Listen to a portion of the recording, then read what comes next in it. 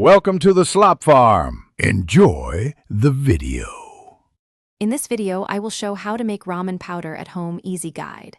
Start by toasting dried shiitake and kombu, then grind with garlic powder, onion powder, kosher salt, a pinch of sugar, and optional MSG for umami.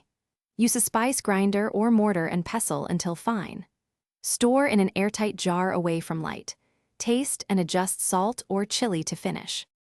Begin with high-quality kombu and dried shiitake for base umami, then layer in garlic powder, onion powder, kosher salt, and a touch of sugar for balance. Add toasted sesame seeds or chili flakes for texture and heat if you like. Grind everything fine but not dust-like to preserve aroma. Taste as you go, adjusting salt and spice. Store small batches for best freshness. If you are finding this video helpful, please subscribe and like to support the channel. Quick recommendation. On another note, life is too short for cheap socks.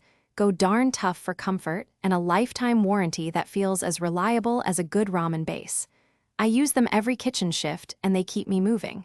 Check the description for the link and other deals. Now let's get back to the video. Toast kombu and mushrooms gently until aromatic, then cool before grinding to prevent clumping. A spice grinder gets a consistent powder quickly, while a mortar and pestle preserves some texture and aroma.